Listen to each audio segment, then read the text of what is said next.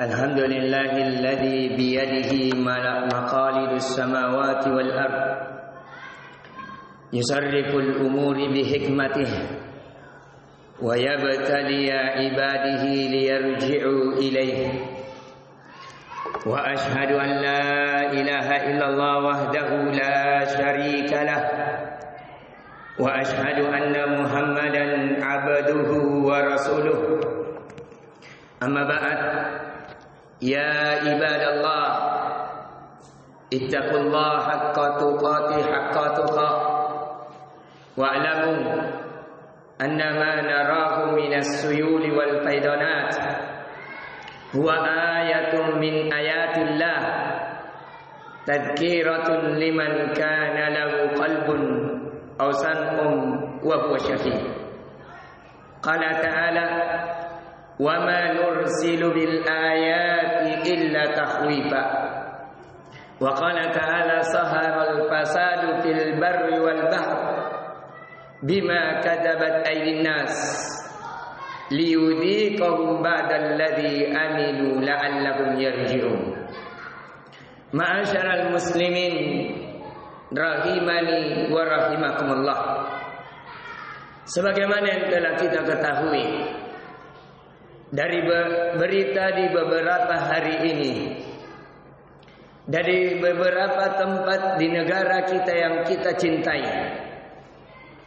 telah terkena banjir di beberapa daerah, telah terkena beberapa bencana yang mematikan ratusan manusia, yang merugikan sampai triliunan, menghanyutkan banyak rumah, mematikan banyak binatang, menghancurkan sawah-sawah dan bangunan. Semuanya tidak lain dan tidak bukan adalah tanda dan peringatan dari Allah agar kita kembali kepada Allah. Seluruhnya peringatan dari Allah agar kita mengetahui berapa banyak kenikmatan dari Allah Azza wa Jal kita balas dengan kemaksiatan. Agar kita mengetahui betapa butuhnya kita kepada Allah. Agar kita mengetahui bahwa kita tidak aman, bahwa Allah Maha Mudah mencabut nikmat menjadi azab ketika kita berpaling darinya. Maka dari itu telah terjadi di masa-masa telah lampau. Awal banjir yang paling dahsyat telah terjadi di masa Nabi Nuh alaihi salam. Nabi Nuh telah memperingatkan kaumnya agar meninggalkan kesyirikan menuju kepada tauhid, agar meninggalkan peribadatan kepada orang-orang saleh, peribadatan kepada selain Allah, untuk beribadah hanya kepada Allah. Tapi mereka berpaling. Memperingatkan mereka agar mereka mengikuti dirinya, Rasulnya. Karena tidak ada keselamatan kecuali mengikuti para Rasul untuk melakukan ketaatan kepada Allah. Tapi bahkan mereka menghina, mereka mencerca. Di saat ini kita tidak ada Rasul, tapi kata Nabi sallallahu alaihi wasallam, al ulama warasatul anbiya. Para ulama adalah pewarisnya para nabi. Karena para ulama lah yang memperingatkan kita akan bahayanya kemaksiatan. Para ulama lah yang memperingatkan kepada kita akan ketika persinahan merajalela, riswah tersebar, kerusakan di mana-mana. Tunggu saja, akan terjadi yang kita lihat. Bahkan saya pernah tinggal di Medan. Saya termasuk seorang yang beristri di Sumatera. Saya termasuk orang yang pernah mengurus sertifikat rumah di Sumatera sampai sekarang belum jadi 3 tahun karena saya tidak menginginkan riswah. Karena kenapa di sana kita mengetahui hayalat umum dalam riswah sogo menyogok, dalam pemberkasan hal yang lumrah. Bahkan sangat disayangkan kita ketahui, kita juga sarjana perdata, kita ketahui negara di kita, negara ini terbesar APBD-nya, terbesar perputaran uangnya setelah Jakarta adalah Medan. Akan tetapi kita melihat di kotanya, jangankan di desa, di kota saja, di tengah kota, jalanannya lebih baik dari Makassar di bagian pelosoknya. Di sana jalanan sangat rusak, selokan-selokan buntur, pasar-pasar keluar sampai ke jalan. Itulah yang sebabnya mengakibatkan hal-hal yang kita tidak inginkan. Kenapa tidak diperbaiki? Karena dikorupsi. Kenapa tidak ditata? Karena tidak adanya perhatian. Itulah yang terjadi, maka terjadilah yang terjadi. Kita melihat di Padang. Kebetulan istri saya kampungnya berada di perbatasan di Sidam Uang. Di belakang di tahun 2005, dari data, dahulu Minangkabau dikenal sebagai tempat Islamik, tapi terakhir dari data pendeta, ada lebih dari 20 pendeta, bahkan yang tercerdasnya itu berasal dari Padang. Na'udzubillahi min dzalik. Sedangkan dalam kalangan umat Nasrani, seseorang menjadi pendeta itu lebih sulit dibandingkan di kalangan kaum muslimin. Ketika seseorang ingin diangkat sebagai ustaz, mungkin kalau lulusan pesantren agak mudah. Akan tetapi di kalangan mereka tidak mungkin diangkat menjadi pendeta kecuali S3, dan itu harus di Roma. Karena mereka harus disahkan di sana. Dan itu terjadi, ada lulusan dari Padang, dari Minangkabau dan sekitarnya, lebih 20 dari pendeta.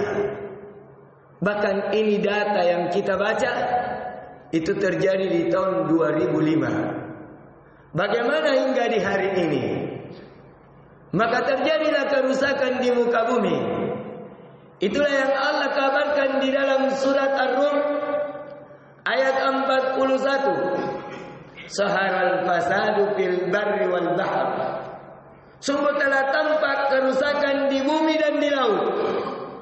Bima katabat aydin nas. Itu disebabkan ulah tangan manusia. Liudhiqahum ba'dal ladzi aminu. Agar Allah memberikan kepada mereka sedikit siksaannya disebabkan ulah tangan mereka. La'allahum yarji'un, agar mereka kembali kepada Allah. Karena terkadang sebagian jiwa harus dirampas, diambil kenikmatannya, barulah dia kembali kepada Allah. Terkadang kesempitanlah yang membuat kita kembali kepada Allah. Namun kalau bukan kesempitan, apalagi yang Allah harus berikan kemudian kita kembali kepada Allah. Maka dari itu Nabi Nuh alaihi salam, ketika terjadi banjir bandang, Nabi Nuh alaihi salam memperingatkan, faqultu astaghfiru rabbakum innahu kana ghaffara. Wahai kaumku, beristighfarlah, memohon ampunlah kalian kepada Allah. Sesungguhnya kita memiliki Tuhan yang Maha Pengampun. Yursilis sama alaikum midarara, yang dengannya Allah akan turunkan air hujan dari langit, air hujan yang penuh keberkahan. Maka dari itu kata para ulama, la yalijul bala'u illa bidam, wa la yurfa'u illa bitaubah. Sesungguhnya tidak ada bala yang turun menimpa diri kita, keluarga atau masyarakat kita, itu kecuali dosa yang kita lakukan. Dan tidak mungkin bala akan terangkat kecuali dengan tobat. Maka ma'asyiral muslimin, ini peringatan bagi kita. Sebelum kita ditimpa oleh apa yang ditimpa saudara kita, kembalilah dan kembali beristighfarlah kepada Allah, memohonlah kepada Allah. Semoga kita seluruhnya diselamatkan dari segala keburukan yang menimpa saudara kita. Dan di sini kita juga diuji. Apakah kita memperdulikan mereka? Karena kalau kerusakan yang terjadi ketika bala dari langit turun, ketika dari bumi akan keluar, tidak menimpa hanya orang-orang yang melakukan kesalahan saja, tapi akan menimpa seluruhnya. Maka menjadi ujian bagi orang-orang yang tidak bersalah, apakah dia bersabar? Dan bagi orang-orang yang tertimpa, apakah dia bersabar? Dan menjadi ujian bagi orang-orang yang tidak tertimpa, apakah kita peduli dengan mereka atau tidak? Apakah kita lebih memperdulikan kebutuhan untuk diri kita sebagai penyempurna, atau kita memperdulikan saudara kita yang lebih membutuhkan? Maka di sini sekali lagi kaum muslimin, dari ujian yang Allah ujikan kepada kita, agar menguji kita siapa yang bersyukur, yang telah dijauhkan dari musibah, dan siapa yang bersabar dari siapa yang ditimpa musibah. Aqulu qouli hadza wa astaghfirullah li wa lakum wa lisairil muslimin min kulli dhanb fastaghfiruhu innahu huwal ghafurur rahim.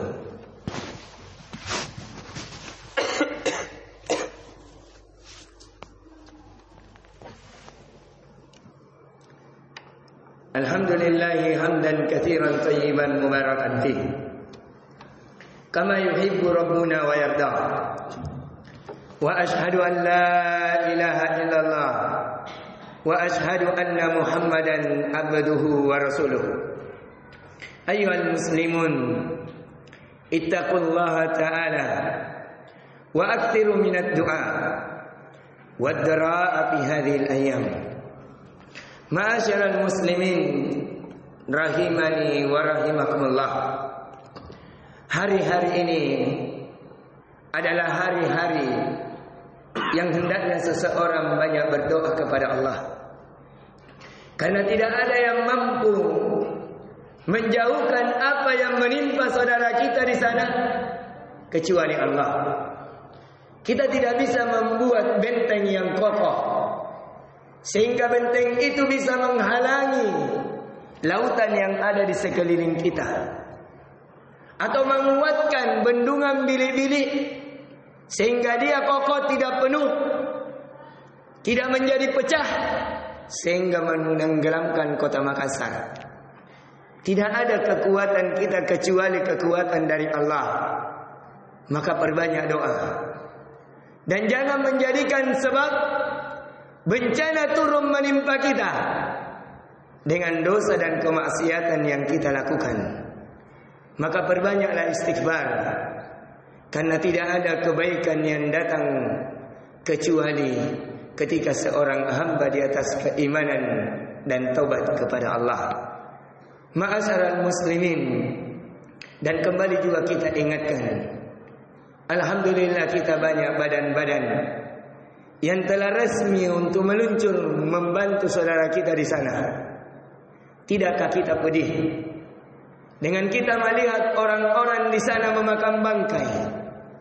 Tidakkah kita pedih kita melihat orang-orang di sana kekurangan air bersih? Tidakkah kita perih hati kita melihat orang-orang kehilangan perpisahan dengan keluarga, tidak adanya makanan pokok disebabkan semuanya telah hancur? Coba kita bertanya, bagaimana kalau itu menimpa kita? Bagaimana ketika itu menimpa kita, kemudian datang bantuan yang tidak disangka untuk kita? Tidakkah kita berbahagia? Tidakkah kita senang? Tidakkah kita bersyukur? Maka lakukan di saat kita lapang, untuk memberikan kelapangan orang-orang yang sempit. Maka Allah niscaya akan mengingat kita di saat nanti, di saat kita sempit, dengan Allah memberikan kelapangan. Karena hal jazaa'ul ihsanu illal ihsan. Adakah balasan kebaikan, kata Allah, selain daripada kebaikan? Lakukan kebaikan di hari ini, bantu saudara kita di hari ini, niscaya Allah akan membantu kita di lain waktu, di saat waktu yang tepat, di saat kita membutuhkan bantuan. Yang Allah Maha Adil lagi Maha mengetahui apa yang kita lakukan. Mari kita mendoakan saudara kita, semoga Allah memberikan kelapangan kepada mereka, semoga Allah memberikan keteguhan hati kepada mereka, semoga Allah mengangkat bala kepada mereka dan mencegah bala atas kita. Allahumma ya wasi'ur rahmah, ya dafi'ul bala, Allahumma fas biladina min suyuli wal faidanat, Allahumma shfid dur anil mudarrin, Allahumma man mata washfi min mardana, wa awi man wama wa'lahu, Allahumma ja'al hadzal balada aminan mutma'innan saha'an raha'an wa sa'iri biladil muslimin. Allahumma rabbana zalamna anfusana wa illam taghfir lana lanakunanna minal khasirin. Wa sallu wa sallimu ala nabiyyikum Muhammadin sallallahu alaihi wasallam wa akhir da'wana anil hamdulillahi rabbil alamin.